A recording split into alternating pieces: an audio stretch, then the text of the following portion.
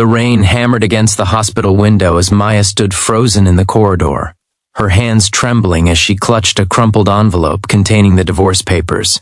Inside the intensive care unit, her husband of 12 years lay unconscious, tubes and wires connecting him to machines that beeped with mechanical indifference. The doctor had just delivered the devastating news. Arjun had suffered a massive stroke, and even if he survived, he would likely never be the same man again.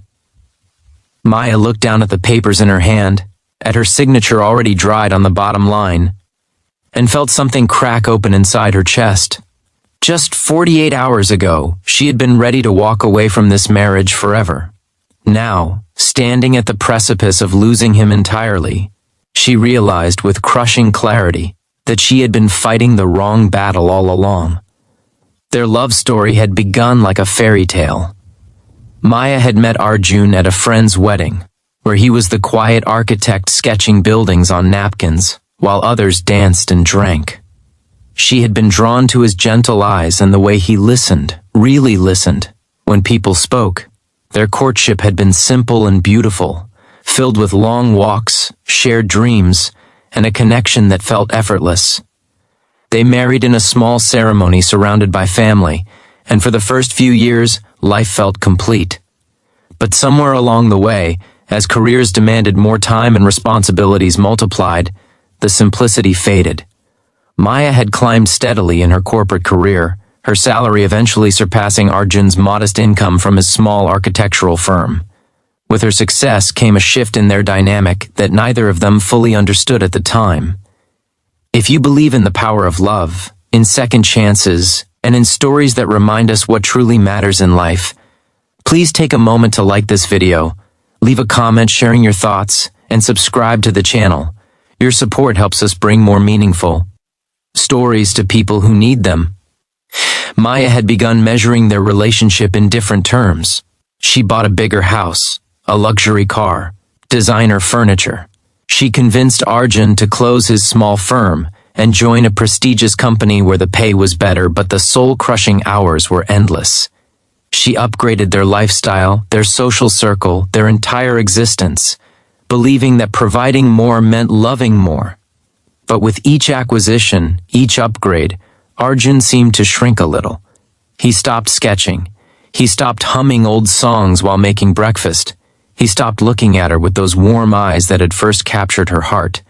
Instead, he became a shadow moving through their expensive house, fulfilling obligations, attending her company parties in suits that cost more than his first car, smiling politely at people who talked about portfolios and investments.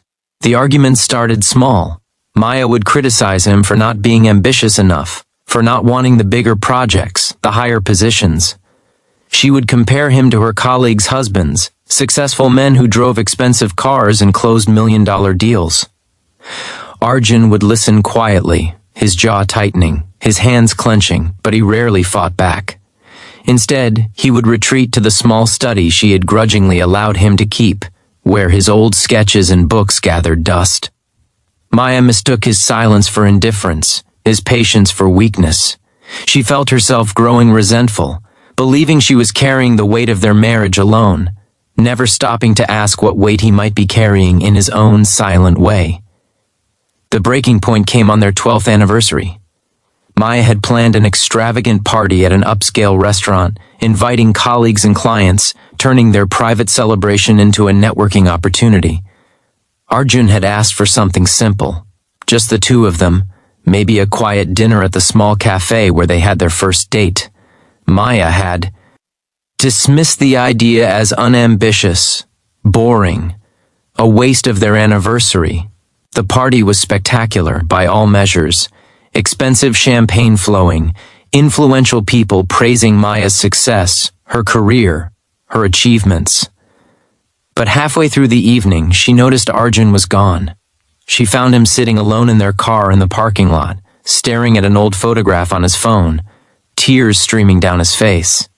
It was a picture from their simple wedding day, both of them laughing, her head on his shoulder, his arm around her waist, surrounded by wildflowers instead of crystal chandeliers. That image haunted her, but instead of softening her heart, it hardened her resolve. She convinced herself that Arjun was holding her back, that his contentment with simplicity was dragging down her potential. She consulted a lawyer, filed for divorce, and handed him the papers with clinical efficiency. Arjun had looked at her for a long moment, his eyes filled with something that looked like profound sadness mixed with resignation, and then he simply nodded. He signed without argument, without begging her to reconsider, and moved his belongings to a small apartment across town. Maya felt relief initially, the kind of freedom she thought she had been craving. She threw herself deeper into work, took on bigger projects, earned more accolades. But the house felt cavernous and cold, and sleep became elusive in ways it had never been before. Then came the phone call that shattered her carefully constructed world.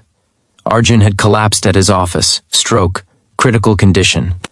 The hospital needed her information as his emergency contact, a detail neither of them had thought to update after filing for divorce.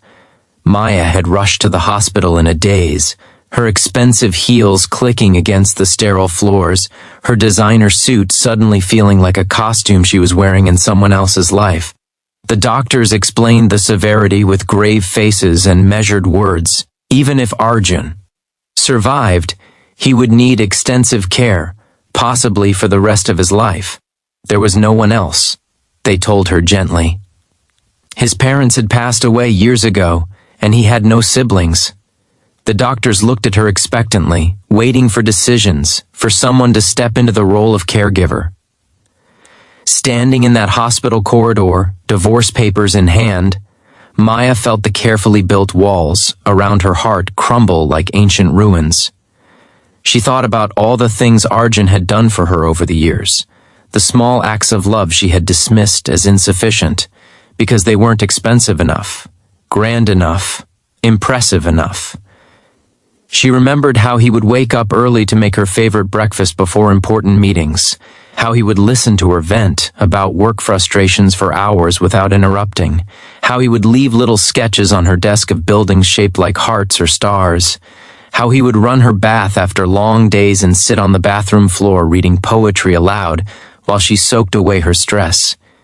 She remembered how he had supported her career ambitions even when they meant sacrificing his own dreams, how he had moved across the city for her job opportunity, how he had smiled through countless events he hated because they mattered to her. Maya walked into the intensive care unit and sat beside his bed, taking his hand in hers for the first time in months. His face was peaceful despite the machines, and she noticed things she had stopped seeing, the small scar on his chin from a childhood accident he had once told her about, the way his hair still fell across his forehead in that familiar way, the calluses on his fingers from years of drawing and building with his hands. She began talking to him, her voice breaking with emotion she had suppressed for too long. She told him she was sorry for measuring their love in material terms, for trying to change him into someone he was never meant to be, for forgetting that love was about caring for someone's soul, not decorating their surroundings. She told him about the emptiness she felt in their big, beautiful house, how no amount of success or money had filled the void his absence created. She told him she understood now that he hadn't been holding her back. He had been trying to hold them together while she pulled away. The weeks that followed were grueling. Arjun survived the stroke but emerged from his coma with limited mobility and impaired speech. The doctors outlined a long rehabilitation process with uncertain outcomes. Maya made a decision that surprised everyone, including herself. She took a leave from her high-powered job, sold the big house and the luxury car, and moved into a modest apartment where she could care for Arjun full-time. Her colleagues thought she had lost her mind. Her mother worried about her financial future.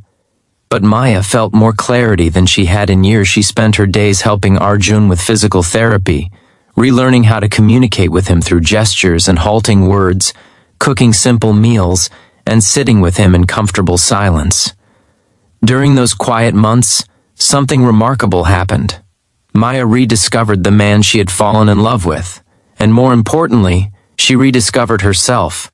She started sketching alongside Arjun during his occupational therapy, finding joy in creation rather than acquisition. They would sit together in the small apartment, papers spread across the floor, drawing buildings and dreams and memories. Arjun's progress was slow but steady, and with each small victory, his eyes regained some of their old warmth. One evening, after weeks of struggling with words, he managed to say her name clearly. "Maya," he whispered, and the sound of it broke her heart and healed it simultaneously. If this story has touched your heart, if it has reminded you about what truly matters in relationships, please share it with someone who needs to hear this message. Leave a comment telling us about a time when someone showed you that love is about caring, not possessions. Your words might be exactly what another person needs to read today. She realized that caring for him, being present for him, supporting him through his most vulnerable moments, this was love in its truest form. Not the expensive gifts or the upgraded lifestyle or the impressive social status. Just the simple, profound act of showing up day after day, choosing someone's well-being over convenience, choosing their soul over surface appearances. The divorce papers remained unsigned by the court, forgotten in a drawer. Neither of them mentioned completing the process. Instead, they began building something new from the ruins of what they had lost, a relationship based on presence rather than presence, on genuine connection rather than material collection. Months turned into a year, and Arjun continued to improve. He would never fully recover, but he learned to walk with a cane, to speak in sentences that grew clearer each day, to smile that genuine smile that had first captured Maya's heart in a wedding hall all those years ago. They renewed their vows in a simple ceremony at the small cafe where they had their first date, surrounded by wildflowers and the few people who mattered most. Maya had learned the hardest lesson of her life, that true love isn't about what you can provide in material terms, but about how deeply you can care when everything else is stripped away. Before we end this story, I want to ask you to leave a comment sharing one word that describes how this story made you feel. Just one word. Let's fill the comments with the emotions this story stirred in your heart. Their small apartment became a home in ways the big house never had, filled with laughter and sketches and quiet evenings where they held hands and talked about dreams that didn't require expensive price tags. Maya never returned to her corporate career. Instead, she helped Arjun start a small consulting firm where they worked together, designing affordable homes for families who needed beauty but couldn't afford luxury. They learned to measure their wealth in morning coffee shared on a balcony, in sunset walks at a pace accommodated by a cane, in the simple miracle of choosing each other every single day. Because they finally understood that when love is about caring, not possessions, it becomes the most valuable thing you'll ever own, and the only thing worth holding on to when everything else falls away. Maya looked at Arjun across their cluttered workspace, his hands steady as he sketched a home for a young couple, and felt a profound gratitude for the stroke that had almost taken him from her, but had instead brought them both back to life.